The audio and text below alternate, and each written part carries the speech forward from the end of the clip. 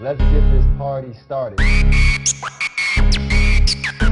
Coverage tight, spotlight on tomorrow. Who you with? Trust, you'll be delighted that you followed. At first contention, the invention. We debate sports, of course we should mention. What's that? We cover games, we don't play suspensions. We 100, so if your star's missing, we let you know your squad surely gone fishing. We never fish though, no, not our motto.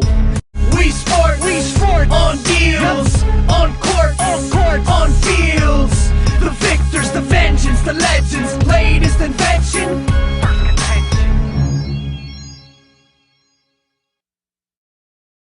First contention, what is going on? It's your boy Marvin Banks here with my main man Sosina. Ty, what's going on?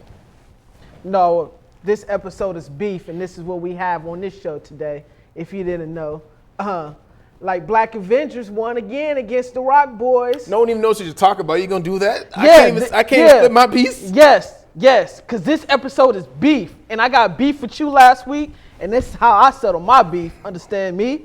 They don't know what you're talking about, man. They don't know what you're talking about. Salutations, Ty Sosina in the house along with this bum. But like I said, beef. We gonna dish into some beef in the league, the NFL, some beef in the NBA. There's some beef out west at USC. There's just a lot of carne. Yeah, it's just a lot of things just going on. That's just meat in Spanish, by the way. Beef, same thing, kind of. Not really. We sport on deals, on court. If this is your first time watching this and you think we just keep it on the field or on the court, you are so wrong. For those who realize the beef between Barnes and Fisher, it was first reported he drove 95 miles, and I would drive 95 miles to have a little skirmish with D-Fish. Turns out it wasn't that far. Derrick Fisher, Matt Barnes, who are you taking in the fight? Look, now if we just going straight off of measurables, I'm taking Matt Barnes. Okay. 6'7", long reach. He can keep Derrick Fisher at bay.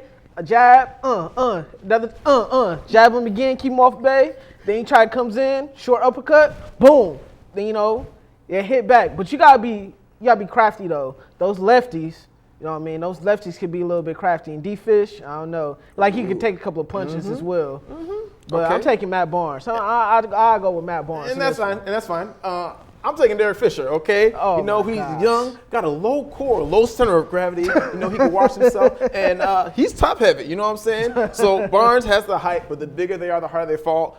Fisher looks like the type of dude that used to wrestle in high school, okay? He's the type of dude you don't mess with, man. He could go on a special diet and get his weight either up or down. He's taking you down. And all this, his arms, that mass, he got like that Shaq body up top. From his playing days in the Lakers, that's something he picked up from Shaq. But you know what? I feel like he can't even throw a cross. Like his cross might go right here because his shoulder's too big and everything like that. But if it connects in the gut, oh yeah, I feel like he's super dirty for what he also did as well. We sport on deals, on court. Man, come on, man. Listen, I understand he had feelings for Matt Barnes' wife, but he was a little bit dirty for that, though, Ty. I'll take that back. He was a lot of bit dirty. But Matt Barnes is still wrong for what he did. Look, Matt Barnes drove to his ex-wife's house. They said he whipped his behind from front door to back door. And when he got done. It's not funny. I'm sorry. And when he got done, he spit on his ex-wife. Now, granted, maybe that's a little bit too far, but kids was in the house as well. But, hey, man, I think Matt Barnes took it to that extra level that he didn't have to take it to. I'm a criticize Derrick Fisher, okay? Granted, they're on their outs, but, on paper, they are still married. His kids are there. Not to mention, in terms of the league, you are an NBA head coach, okay? We know what Barnes is. We know what his history suggests, and don't want to be that kind of person, but just by looking at Matt Barnes, you could tell that, it's one of them guys that you really don't want to mess with, man. Meta world peace. Yes, them type. You just look at it. No, America. No, America. We sport on deals, on court. Fisher's an NBA coach in this situation. Barnes just a player. If we go to the association, Marv, do you think the league needs to take action over this infamous incident that probably looks some type of way on the NBA? Well, I'm still one of your quotes. Peace, bye. Deuces. Both of them can go, in my opinion. I mean, Derek Fisher is on the struggling New York Knicks team, and Matt Barnes is 35 playing for the Grizzlies. I mean, he's going to be a rotational player at best. 1 year, $3 million contract, Derek Fisher. I mean, might be cleaning house anyway. So if I was the league, I'm going to have to step in and deuces to both of them, because you can't have that in the NBA. That's a black eye for the NBA. Okay, in the NBA, but this wasn't in the NBA, okay? It's the off season. I mean, if I want to drive up it, I mean, where do we come to the point where anything that happens in the NFL or the NBA, we're expecting them to take action? You know what? Because in your regular job, if you was to go to someone you didn't feel right about, and you know what happens? No one's gonna report on it, really. You know, so let the me ask eye you, is on these celebrities, and they're missing that chance to just be a regular person, even if they screw up. Okay? Let me ask you this question, Ty. Now, why if Matt Barnes just got the airing the whole place out? Then what will happen? When you say elaborate on airing the whole place out. For those that don't know what airing the whole place out means, what if Matt Barnes went to the trunk and let's say he popped the trunk and went to go get something a little bit bigger to express his anger? Do you think the NBA should do something then? Absolutely, but he didn't. He handled it like a man, fisticuffs. I know a lot of people don't resort to just this in 2015, but you know he didn't get the guns. Foreshadowing later on. We sport on deals, on court. This has to be one of the most infamous, famous NBA incidences, doesn't it, Ty? It has to be. It has to be like top 3 at least. I put it up there. I mean, let's give them what we think as far as the other incidences. Who you have? Obviously, I mean, we can always go with Malice in the Palace. That is the epitome of NBA beef and fighting. And yes, absolutely. But players versus fans, literally. I'm gonna go with something I forget until I see a gif of it on Twitter. Even Wale had to put this in the song. Blank, I'm 100 miles far. I'm feeling Chris Childs. You're looking like Kobe Bryant, y'all. Chris Childs and Kobe Bryant. When Childs got that 2-piece. 2-piece. And he's the mama, but I mean, that's funny. It still makes me laugh. Man, I understand what you're saying. I mean, anybody could easily go with the Malice in the Palace, which, I mean, granted, it was really NBA fans versus NBA players. But I'm going to have to go to another quote. Like my man Jay-Z said, people don't get the pictures till the weapons are drawn. I'm talking about Javaris Critton and Gilbert Arenas. I'm talking about the Washington Wizards locker room where they was just like, yo, what's up? You choose your gun. What's happening? Where they actually brought guns into the locker room and they was about to get air it out, per se, literally. 10 steps, turn around, Wild Wild West. Bang, bang. We sport on deals, on court. From D. Fish and Matt Barnes out west, let's go to the Midwest, to Chicago. We got beef over there between Derrick Rose and Jimmy Butler. Yeah, you're talking about another type of beef. We're talking about bullfighting in Chicago. Literally, bullfighting in Chicago. Toro, Marv, one-on-one. Who you got? Are you taking Derrick Rose? Are you taking Jimmy Butler? I'm taking Jimmy Butler. And you know why? I mean, Derrick Rose. But you know why I'm taking Derrick Rose? I'm taking Derrick Rose because he has his whole family in Chicago. So if Jimmy Butler want those problems, I'm just saying, the older Rose brothers should try to keep him out of trouble that were in trouble. I'm just saying they don't want any of those problems. I mean, listen, that's D. Rose's town. Listen. You right. And listen. You know, Southside stand up. Southside stand up. Shout stand up. Yeah. He doesn't want any of those issues. When you bring in there are known knowns, there are unknown unknowns. You know, that would be an unknown unknown. So I can see why you would take young Derrick Rose. But I'm taking Jimmy Butler. Why? Because we're saying one-on-one. This man can't even make it through practice. He's going to miss the beginning of the season. You can't play a whole season. So what makes me think if you had to square up with Jimmy Butler that you would survive? Nothing. Hey, listen. Unbreakable. What you think they call me, Mr. Glass? Hey, yeah, Respect. he does have an orbital eye injury. The Return, Part 8, coming to a season near you. We sport on deals, on court. Who's the real MVP on that team? Now, I know I just gave Derrick Rose some shade, but Derrick Rose is the real MVP. Why? When he was drafted out of Memphis after missing all them free throws, He's the one who came back to Chicago and really put Chicago on the map. Man, we went through some down times. Chicago, love our team. You know, the Bears, the Bulls, the Cubs. Sorry, Message. Steve. And he came, he put this team on his back, and he literally put them on his back. He carried that weight, and you saw him breaking down because he gave it his all out on the court. So, I mean, this is kind of a lifetime achievement award, but Derrick Rose is the real MVP. I like what you said there, where he said he was breaking down, and that's why Jimmy Butler is the real MVP of this Bulls team as they continue to grow within this NBA season.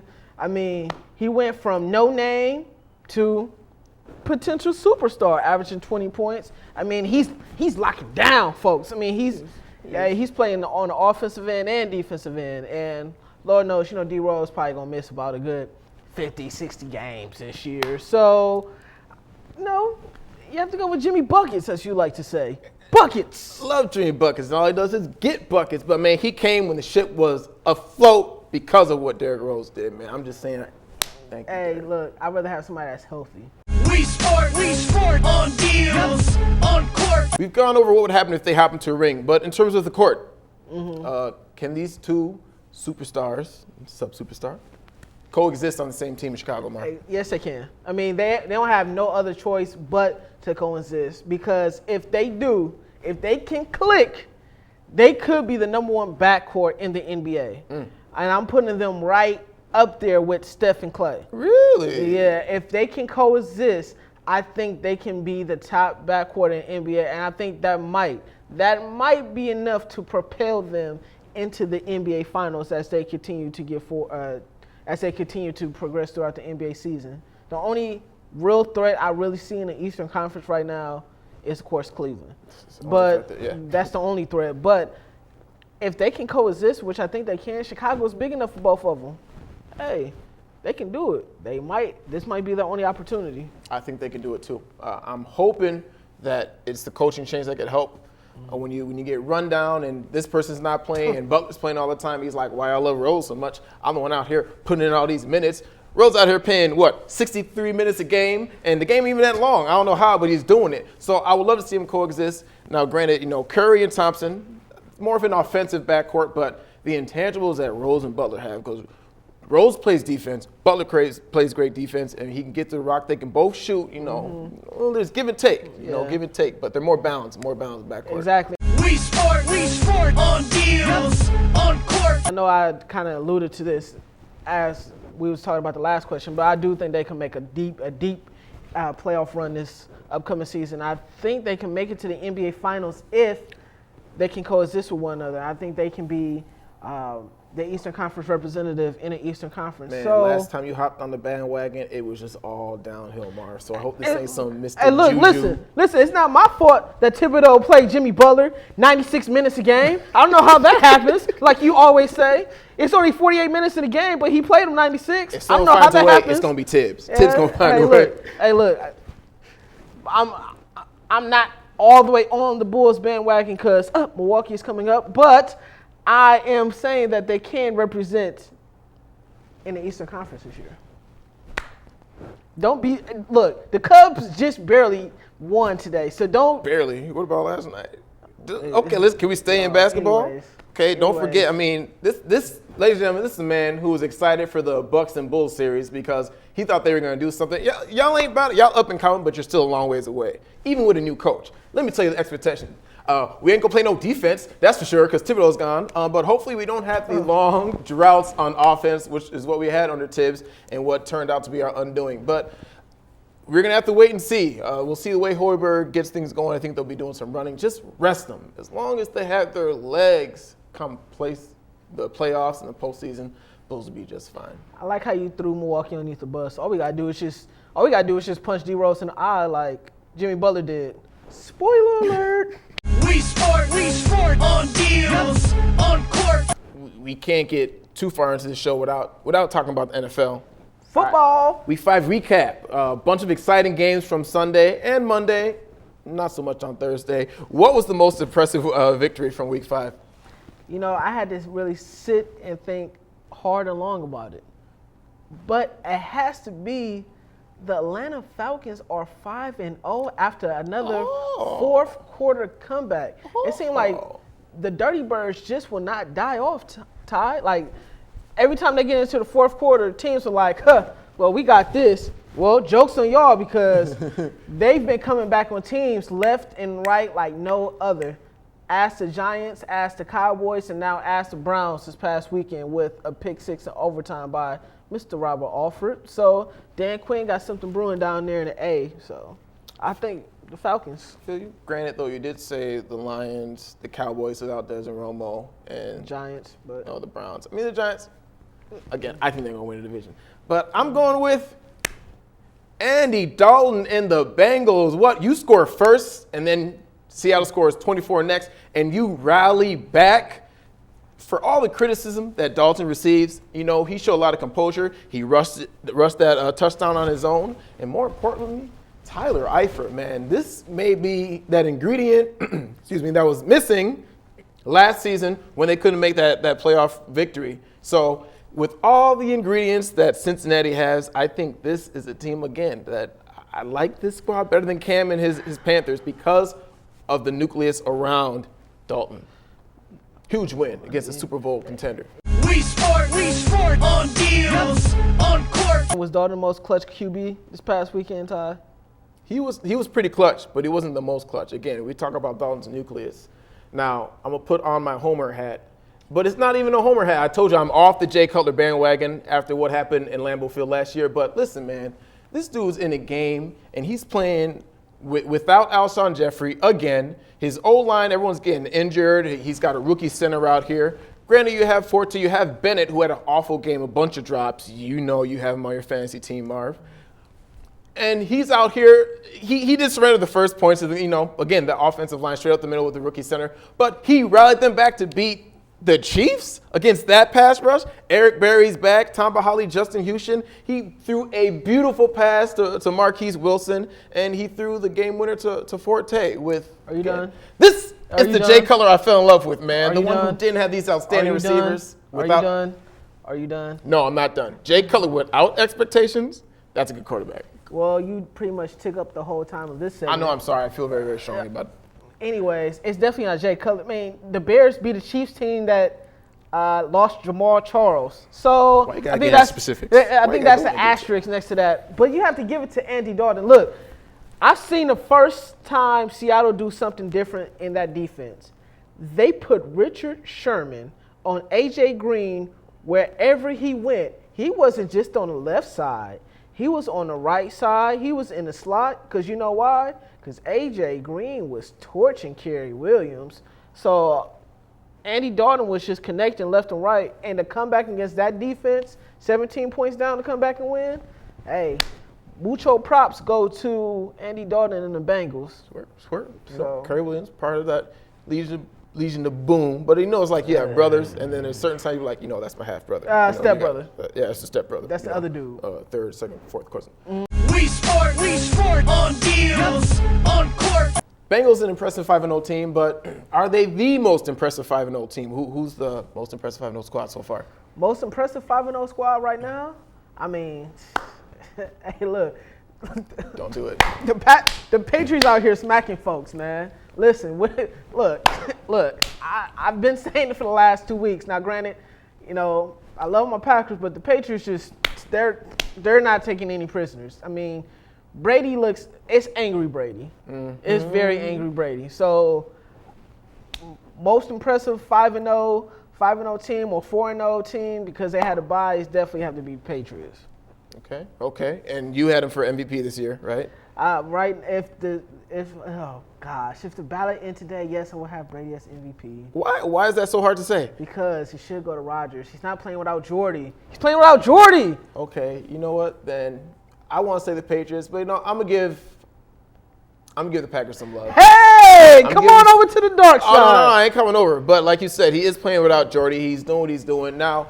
He did have his worst game in Lambeau Field in a long time. But, they overcame it. Again, he's playing without Jordy. He's still putting up points. And that defense, last time they won, the Super Bowl, they weren't a great defense, but they were opportunistic.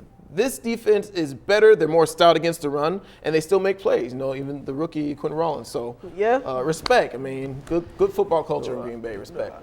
We sport on deals, on court. Who's going to be the last 5-0 team, or who's the last undefeated team to lose? Again, I'm going to say Green Bay. I look at their schedule. They already beat Seattle. 49ers are nothing. The hardest game I see, Denver week 8, but with Manning looking the way he is, True. They may not lose until week 16 against the Cardinals, who is a balanced team and a better defense. I see them beating the Cardinals, side note, but I think it's Atlanta. They play the NFC South. But, that's the end of it. And We sport on deals, on court. speaking of the NFC South, there is one NFC South team that I think is done, and that would be who that said the Saints was going to go to Philadelphia and Chip Kelly was going to have a resurgence to come back and run football and put up a whole bunch of points to save his job in Philadelphia to make Drew Brees like he's a mediocre quarterback. That would be that who that nation. The New Orleans Saints, I don't know what happened to you, but you guys might as well just sit back and relax. Who did I say last? I said Cardale Jones looks good in the 49ers uniform, didn't I? Well, Jared Goff looks pretty good in the Saints uniform for next year. I mean, what's the name's Cap going up? Jared Goff looks pretty good in the Saints uniform. Let's see who's done. Lions, too easy. That was too easy. Yeah, that was a gimme. 49ers, too easy. Yep, too easy. That's another one. Ravens, okay? So we talk about the Steelers and whether or not they get to the playoffs. I said it depends on the Ravens because they have to go for that wild card spot. Nope. I'm not doing it. I'm not doing it. You know? Nope. I'm not saying the Ravens are done. I said it depends. Their vets are gone. Nope. Steve Smith's gone on offense. Granny got Joe. They got all these receivers. He don't even know his receivers, but he can't be as clutch as Jay Cutler. Stop it right there. Hey, Jay Cutler got a W Stop yesterday. it. Nope. You got Lost Sluggers on defense, and they can't guard a cold. They can't guard anything. They can't guard a dog in an invisible dog fence. They're in trouble. I refuse. I refuse to say that because as soon as somebody say the Ravens are done, they might run off 10 straight wins in a row. Yeah. And who wants to see the Ravens in the playoffs? The Patriots, when they have an ineligible receiver go downfield, that's an offensive lineman and do all sorts of other tricky stuff. But that's a side note. I'm not doing it. Of course, you said the Lions. I mean, that's the easy one. Very easy. They're done. 49ers, yep. They're done. The AFC South, they're default. Their whole division is done as well. So Miami Dolphins. Let's throw you in there just for good measure. New coach, Oklahoma Drill. See what that does for you this week. Yep. We sport on deals, on court. Ty, but on a more serious note, though, USC has their 30 for 30 coming out real soon, but head coach Steve Sarkisian has been let go by the program because of, alcoholism. Thoughts?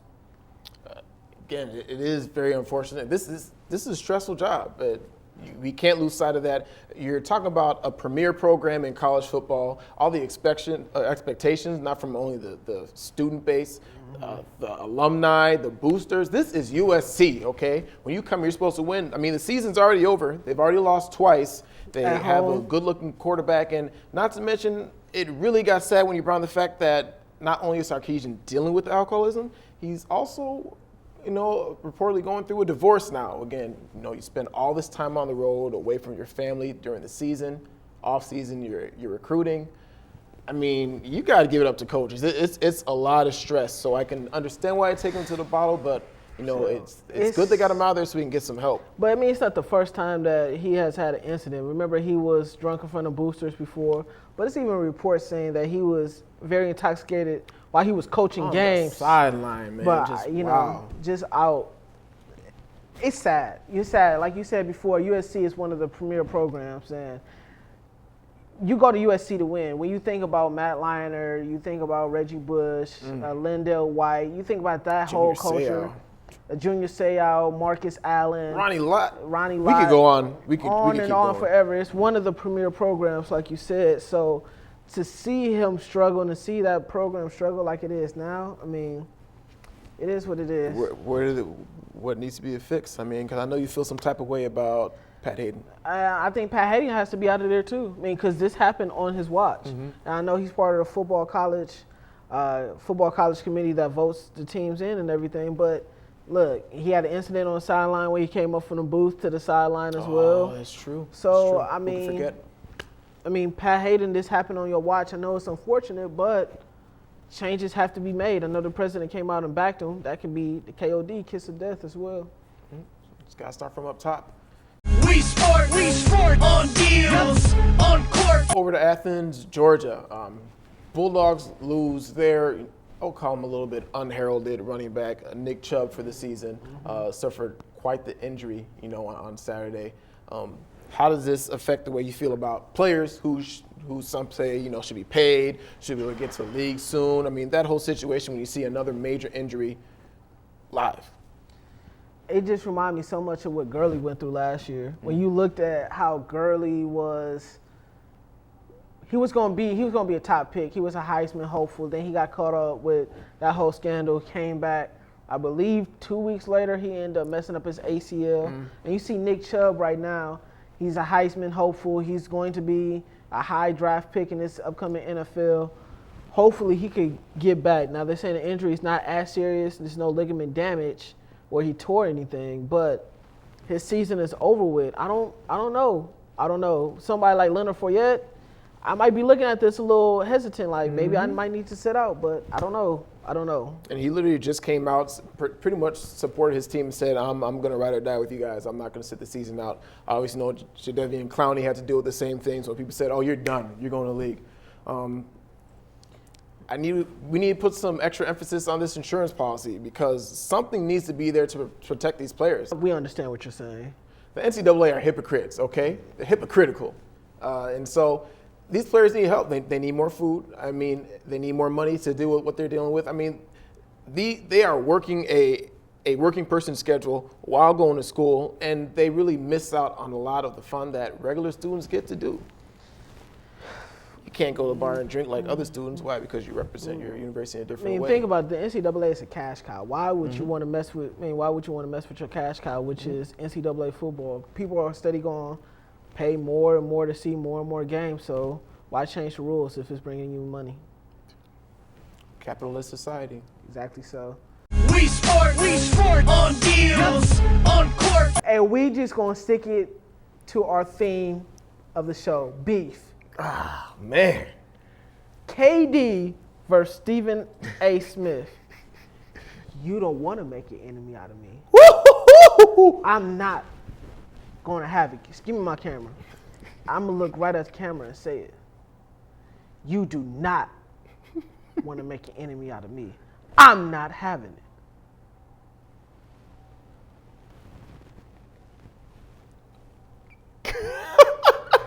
Absolutely hilarious.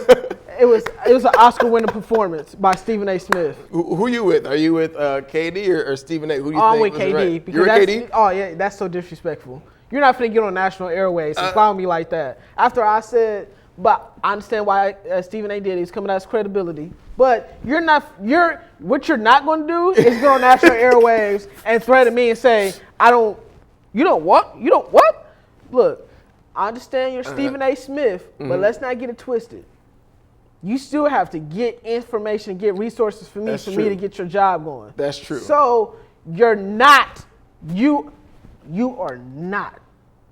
going to clown me on the national airways. I'm not having it. All right, bring it back. Okay, let me come to Stephen A's defense a little bit. Again, you mentioned his job and what he does. Stephen A's right here, man. He's seen it all, done all. You know what? He's at the point where he don't need no information, okay? Even if he didn't want it, information would probably still come his way. You don't care. He's on TV now, okay? Don't damage this man's credibility. This man's been doing this for a long time. I'm talking about, I've been there before when you're out here and you're trying to get stories and you're waiting for people to call you back. So when I get the info and it's right, and part of that is what made me come here, and you come out and tell me it's something else, I know you got to defend your team, but hey, he could have went a different way about it, but he was feeling some type of way. Hey, man, look, trigger fingers turn to Twitter fingers. These are He's Twitter getting bodied fingers. by the Slim Reaper. We sport on deals, on court. All right, folks, thanks for rocking with us. That's all we have for the show, and appreciate you for watching, for sharing, for all that fun stuff. But before we wrap up, don't forget, like the video, like us on Facebook, Follow us on Twitter. While you're at it, go ahead and subscribe to the YouTube channel. All right. Exactly so. For Voice of God back there in the back, I'm Marvin Banks for Ty Sosina. Signing off. Trey's up. Ride with first contention, that's full throttle in. We sport on deals, on court, on fields. The victors, the vengeance, the legends, latest invention. First contention. We sport on deals, on court, on fields. The victors, the vengeance, the legends, latest invention. Game face grit, like born for playoffs. Say it all in small time like payoffs.